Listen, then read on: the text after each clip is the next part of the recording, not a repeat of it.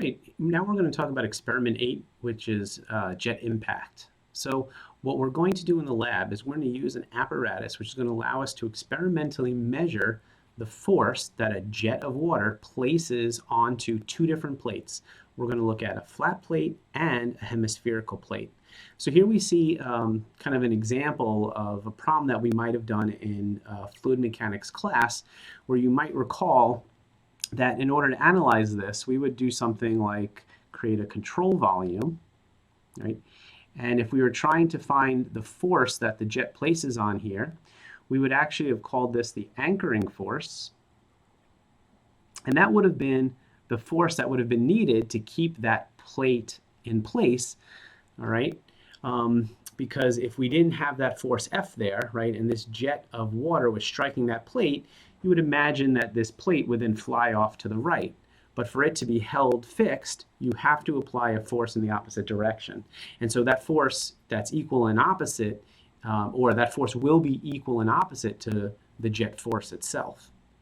So in our lab, what we're going to do is kind of turn this 90 degrees, and we're actually going to be shooting a jet upward onto first a flat plate, and then a hemispherical plate. Now, let's just take a look at, let's go back to the flat plate example. You might recall, after we drew our control volume, what we would have to do is we would have to look at, again, the momentum. Here, this would be the momentum in the vertical direction. And so we'd have to take the sum of the forces. So this would be the sum of the forces in the y direction.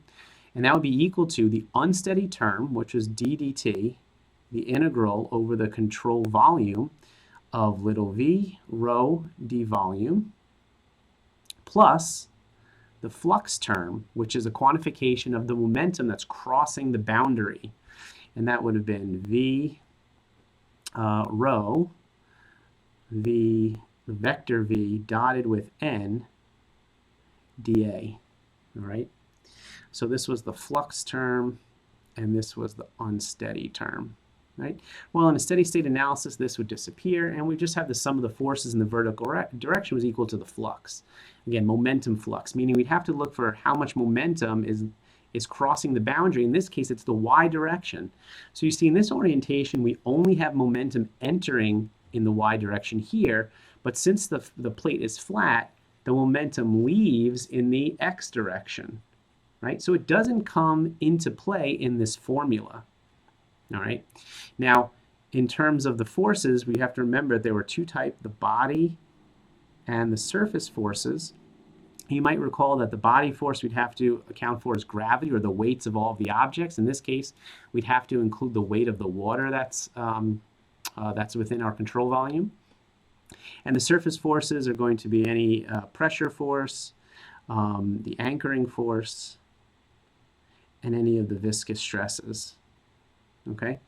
Now, the derivation of this to come up with a final formula, I'll just direct you to the lab manual, which does that. But the key thing I wanted to just remind you here is when we have the flat plate, our momentum enters vertically but leaves horizontally, okay?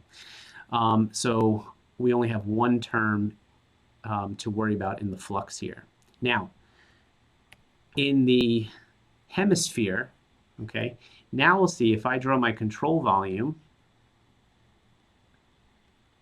okay, and I think about that flux term, v rho v dotted with n dA, and I think about where's momentum crossing the boundary. Well, now I have some momentum coming in at this section, I'll call section 1, and I have momentum leaving, which I'll call these section 2. Remember, this is three-dimensional, so this is creating like a huge, not huge, it's creating like a shell of water almost, right, coming down.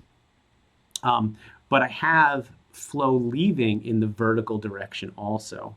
So now I have two terms that I have to include in this flux, okay, in addition to, again, the sum of the forces side, which will be similar in both cases, all right? And so when you do the analysis, what you'll see is because of this, you should roughly get, or you should get twice the force that would exist because you're causing, or the vein, the turning vein, is turning the flow 180 degrees, all right? And again, should be about twice the force if you look at it analytically.